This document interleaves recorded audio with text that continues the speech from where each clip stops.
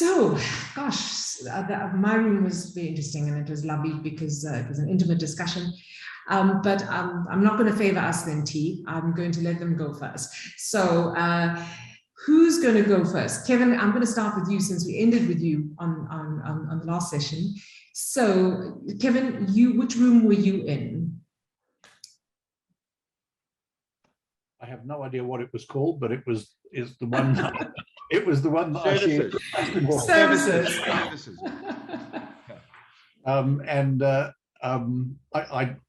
Justin, do you want to?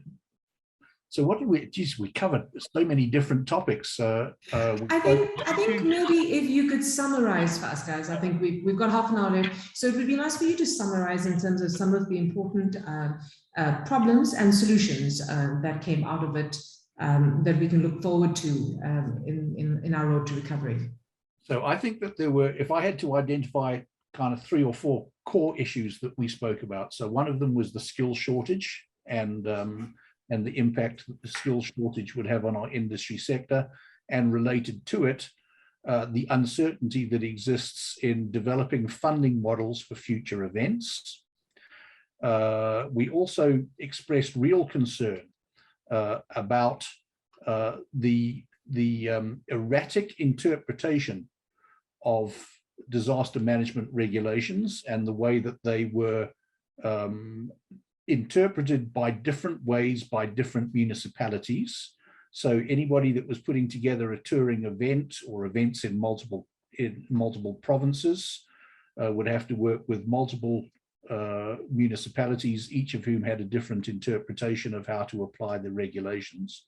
That was a big concern for us. And Justin, leap in and help me here. What else did we? So I think just some other things, Kevin, we spoke about.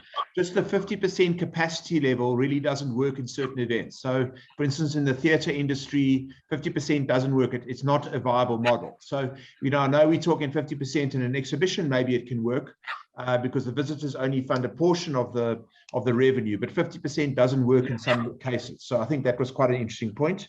Another point was the greatest certainty we have at the moment is uncertainty, which was very true, and we really need some more certainty.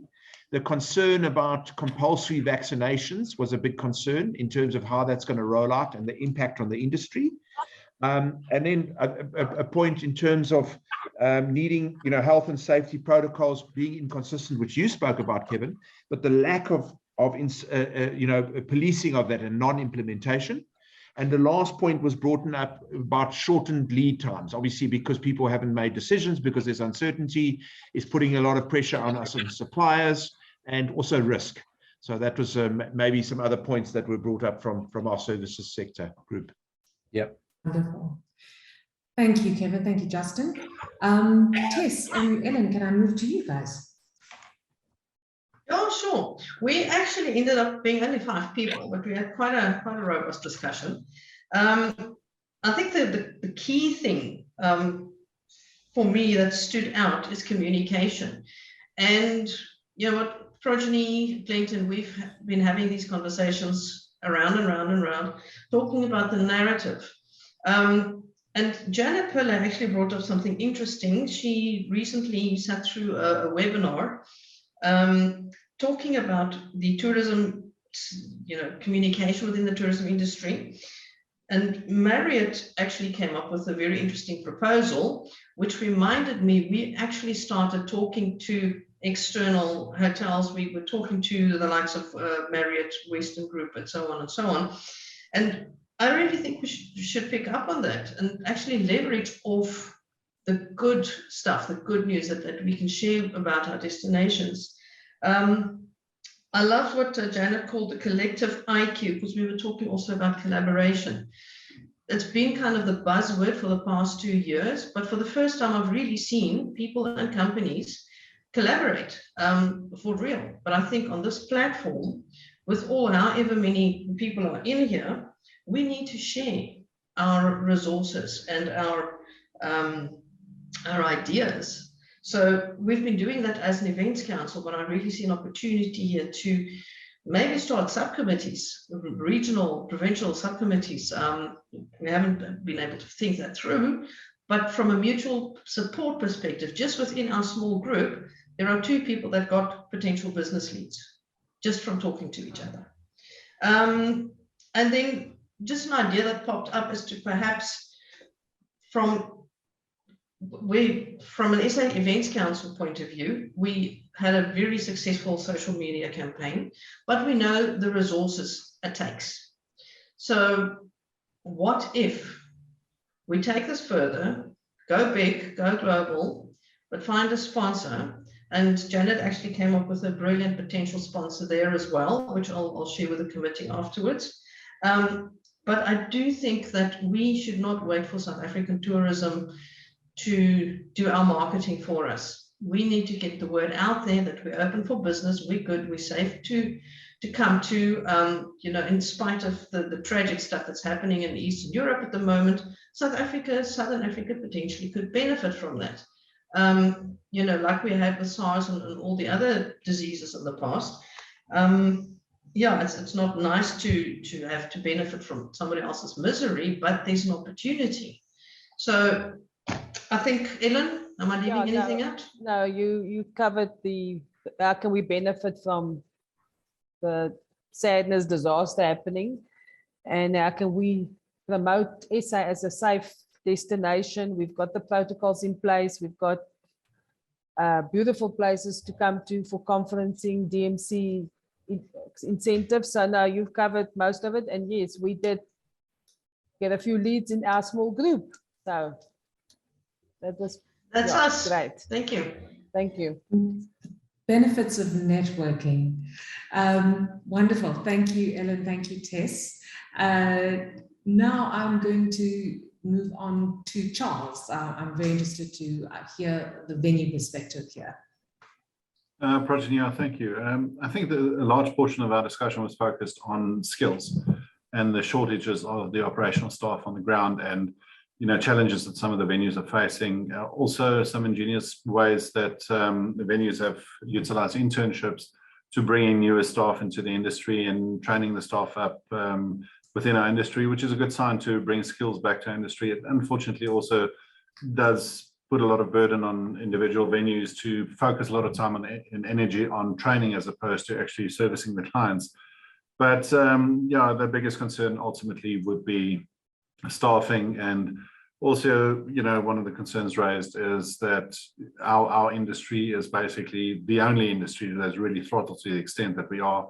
And the application of law, selective application of law, in my opinion at least, whereas because our industry's got the word event in it there somewhere, we're the only industry that's throttled. When you look at casinos that are allowed to run at 50% capacity regardless of size, or you look at malls, which is a retail aspect, which is a large component of our business as a venue is hosting pop-up retail events. And ultimately, we should be judged and managed in the same manner, or be able to trade under the same auspices. But also the collaboration came up, and it is as much as we're competitors in the venue market, as much as a lot of the organizers are competitors and everybody's going after the same clients, it is a good sign that our industry managed to stand together for the last 2 years, and we share a common problem in that we're not allowed to trade, and standing together and to determine the way forward. And I think the next month is going to be even more important for us to show united fronts as an industry when it comes to decisions being made about our future post the Disaster Management Act, with the President alluding to the Department of Health taking over the responsibility of governing it going forward. I think we need to have a lot more input from a governmental point. And I know, Kevin, you and the guys have been extremely busy, talking to government and trying to explain how our business works. But I don't think the message is getting through. And that's a major concern for us. What happens after the Disaster Management Act is lifted? Yes, it's I know we've been beating the drum, and the whole point of it, I think, is, like you say, now we cannot stop. And there was an interesting question that came up actually at Meetings Africa at one of the sessions we were in, and we were talking about what happens for when the next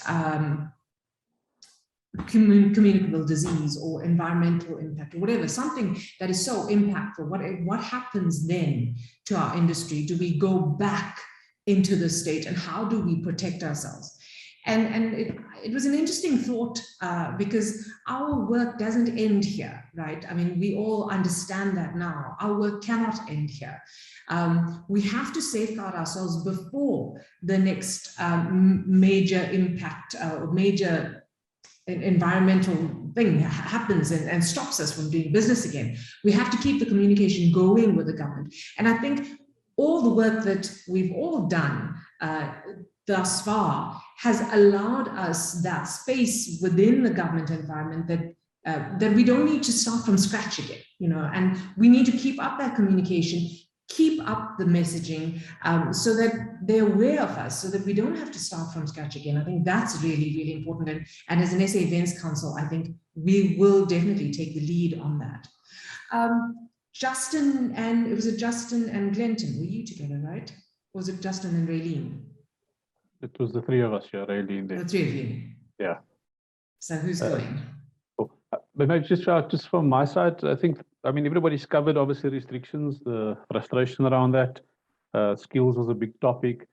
Got into a bit of vaccination mandate, but I think probably the biggest takeaway is pricing in respect of where we all at and how the industry is pricing. And it's and I'm sorry for sharing this again, but I know I'm on record, you know, requesting way back in 2020 that we don't outprice ourselves as a destination. You know, so the key here is in a recovery process, and I think that's part of the beauty of this conversation, getting everybody together, is how do you then just do that? You know, because all of us have got a different view as to how we price and how we are priced at in different parts of the country as well.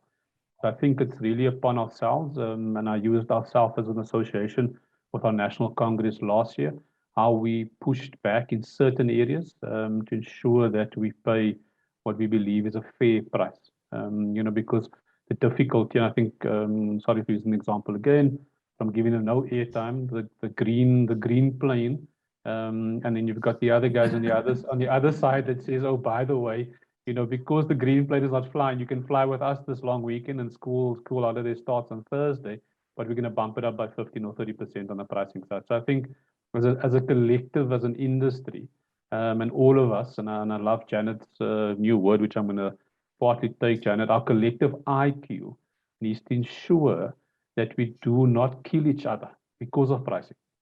You know, and I'd hate us to, you know, get this collective conversation of recovery, but the price is not the right price, you know, because somebody feels that, you know, because of not working for 2 years, we must recover. I think we must, for me, it's a simple one in that we're starting from base zero, you know, and I, like I've been fighting with all the researchers, there's no stats available. There's no work that's been done. You know, so on the base of how do you start building, you have to build from base zero.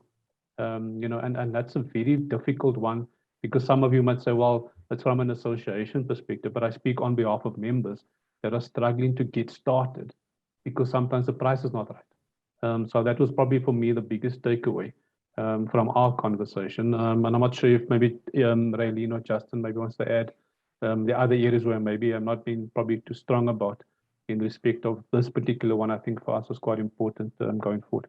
Thanks, Projeni. Thanks, Clinton. Raylene? Are you on mute, Raylene?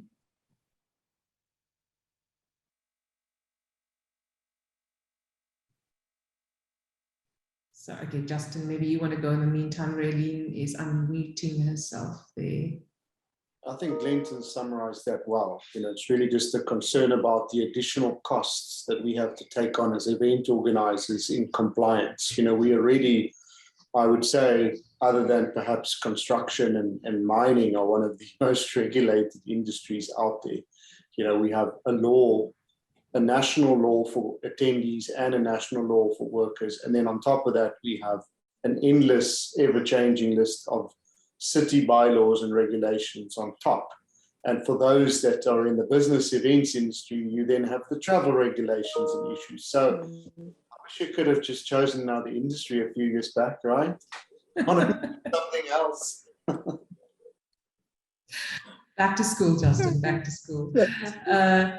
Really? Yes, so yeah, I'm unmuted now. So one of the Yes. things that that Jade mentioned, and this is something that we have been discussing both in SAEC as well as in TEPCO, is in regard with upskilling and refreshers, you know, for the existing association members, but also, and I think most importantly, for new members. So something that Jade mentioned was that a lot of people were retrenched and they took their packages and they felt, oh, well, you know, this looked easy enough. It's quick and easy money. Let's go into eventing and let's start having a party. I've done my brothers and my sisters' parties all along, so I can kind of do this thing. But in the meantime, the reputation of the industry is going to take some slack and we're going to suffer. So in that regard, it's kind of finding that sweet spot where people are being upskilled, where people are being trained in terms of how to do it and what the right ways of doing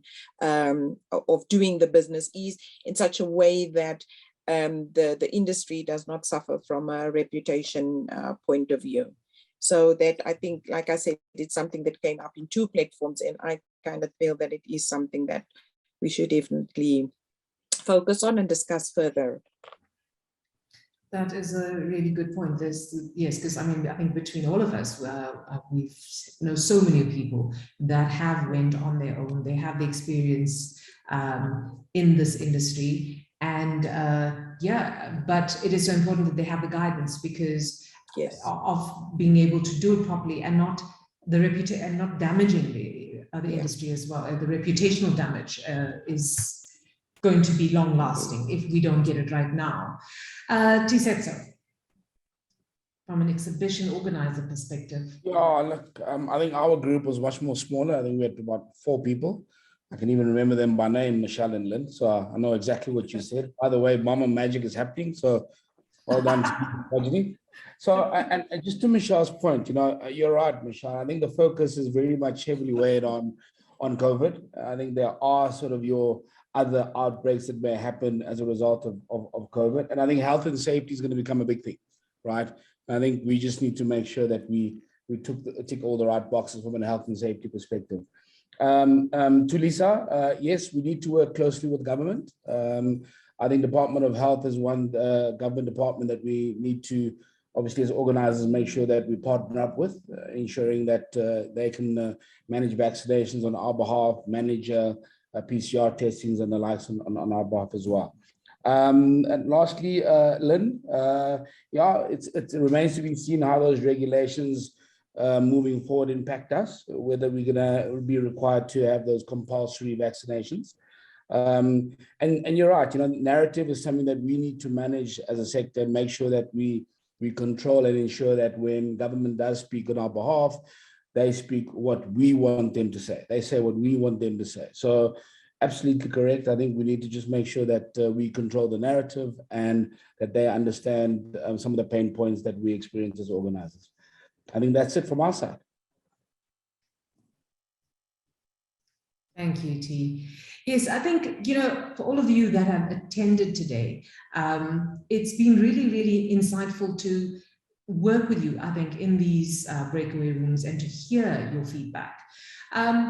Before, as we round up, we've got a few minutes left. I just want to see if there's any questions that are from everybody else on the floor besides the panel to our panel. Is there any particular questions? If you would like to, you can either put it in the chat box or you can turn on your mic and ask the question. We're open to that as well. I have a question. I don't know if I can ask. Yes, absolutely. And you know, obviously, I just got a WhatsApp now. I don't know if you guys have seen the petrol price hike that we all going to be going through in April. You know, what does that have? You know, and as an impact logistically, and maybe I'll ask Justin Hawes this question. You know, what does that mean logistically in terms of the petrol price hike? I think we're going to get 4, as far as this WhatsApp message that I received, 4 petrol price hikes in the month of April.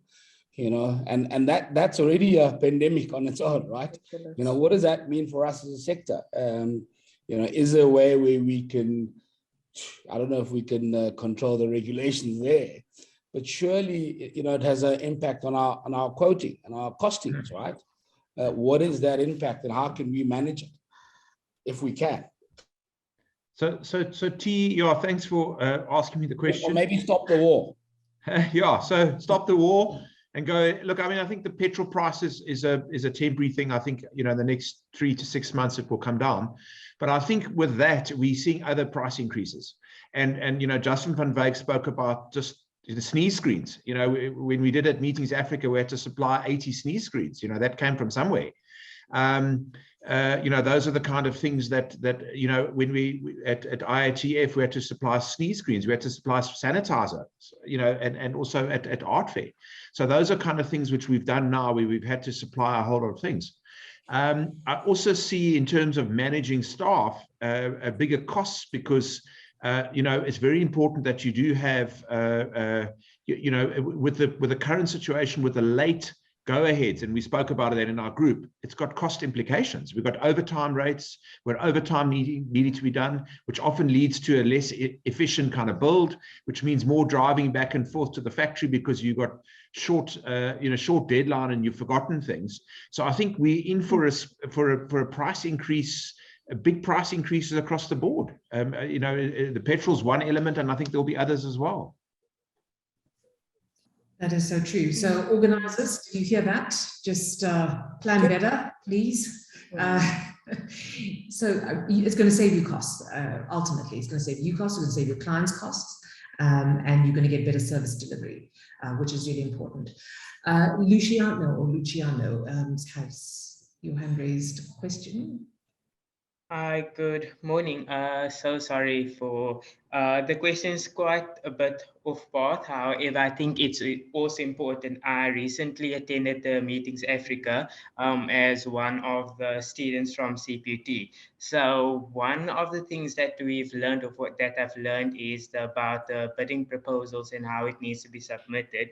However, a question that I tried to raise at the meeting and I never really got a response to it is that, as an event student, I currently have over 8 years of experience within the industry, both social, incentive, and corporate. And I am currently doing my advanced events diploma. And we're struggling with the work placements as well as a road to recovery post-COVID, and with all these small companies starting their own events companies or corporate events companies. And for students, there's not really a place where we can come in and say we want to start something, because the market is already so largely spread that where do I enter? Where do I start my own company? At which point do I know that it would work? I know that this is a give and take industry, but I wanted to know, what is the plan for South Africa Events Council, as well as maybe SAEC, because I saw they are also here. What would the plan be with regards to that? How do we litigate the certification of event managers on PCOs? Because I know you have your associations like MPIs, all of those things to do that, but does it really help at the end of the day? Does it really put a limit to certain event managers to be part of the industry and not just be there for a year or 6 months, close down a company, and then the actual event managers that's certified don't have a place or space to be in? Thank you, Luciano. I was about to throw that to you, Kevin, but thank you for raising your hand. You're on mute. There we go. I was, thanks, Proj. So you'll be pleased to know, Luciano, I just actually looked you up on LinkedIn while you were chatting.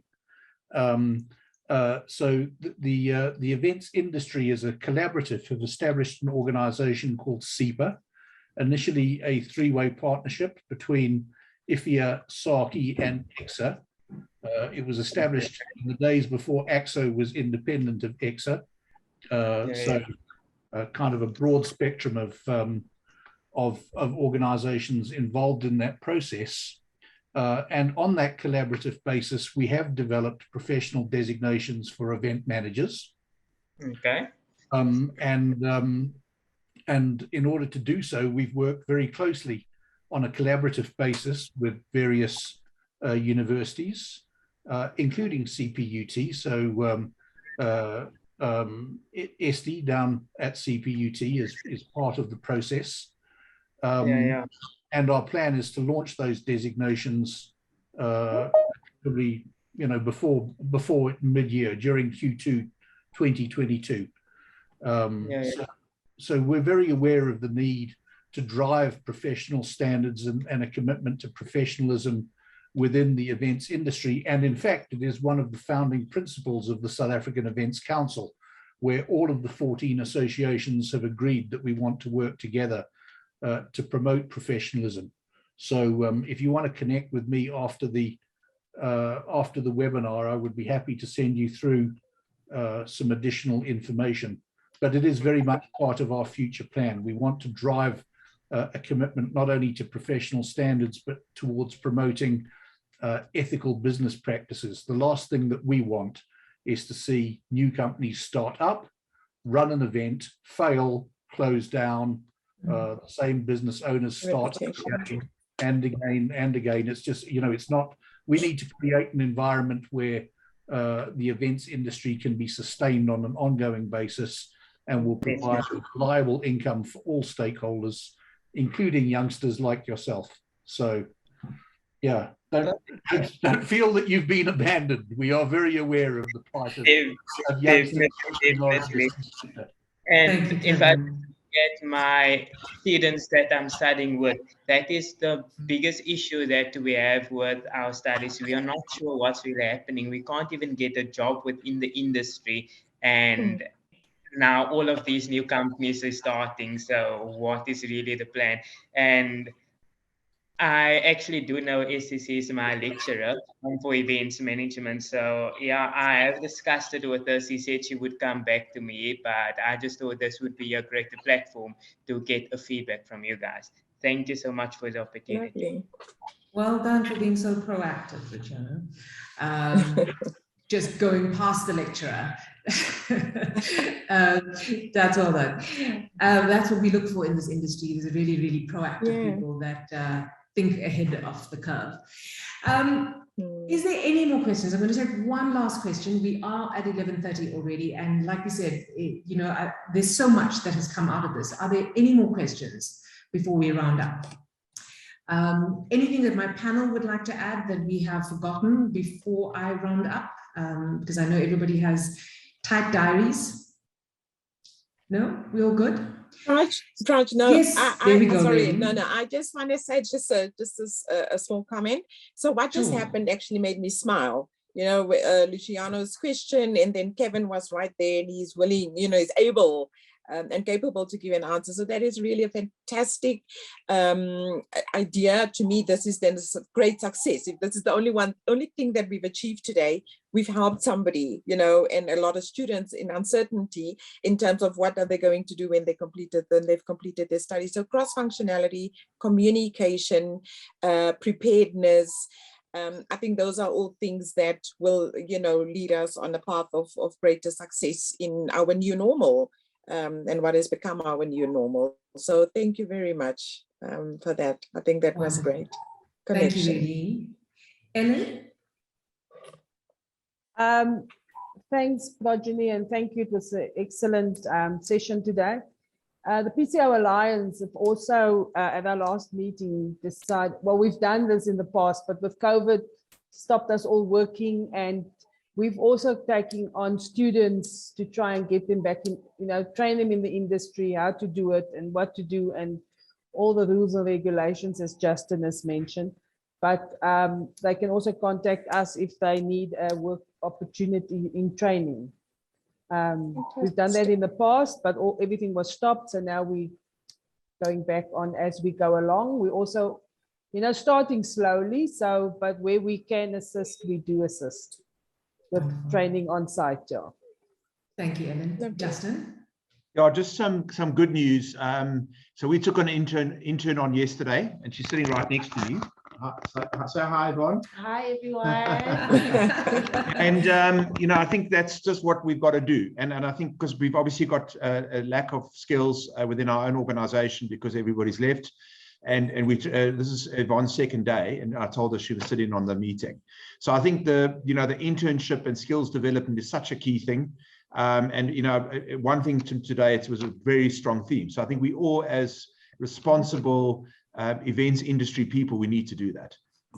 Completely, we do. And I think for all of you that know interns in this industry, or you or those students or our student yourself that's on the call, all of the associations that are part of the SA Events Council, we really, really want to include students within our members' businesses. We want to grow the industry. We need to grow the next generation, and we are here for you. We've already, all of us, each of us work with different institutions already. So the path is there. And if it's not your institution, do feel free to contact us. Get onto the SA Events Council page, send us a message, or contact the association that you might be interested in particularly, and we can point you in the right direction. We know of many organizers right now and many suppliers that are looking for staff and want to grow people. That is the nature of the business. We want to grow people. We are invested in people because it is people that make our business alive, bring our business alive and real. So thank you to everybody that joined us today. I think it has really been so insightful.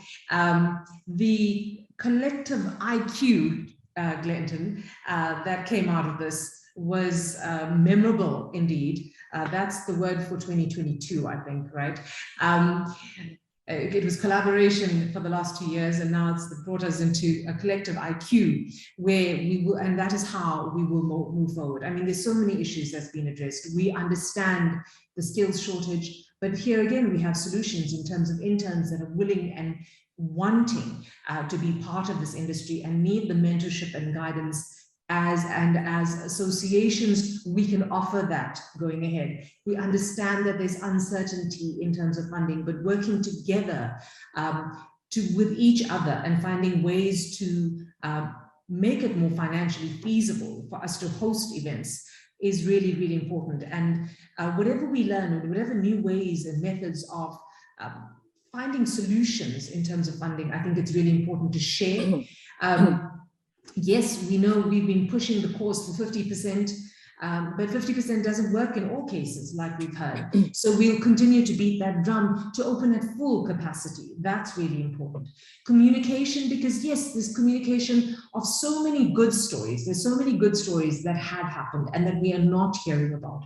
So we need to hear the good stories. We need to share the case studies, so that we can all learn from it and we can all put it into practice in our own way, in our associations, in our personal lives, and in our businesses, to make sure that we grow the individuals that we work with. Sharing resources was the other very important thing that came out today. And I think we all jump onto these gold mines from time to time, where we realize this is an excellent resource that we didn't realize was there for us.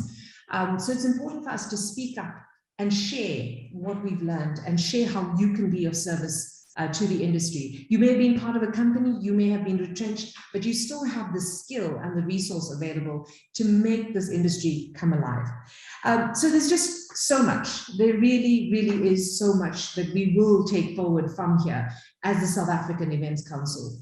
This is the first of our path on the road to recovery.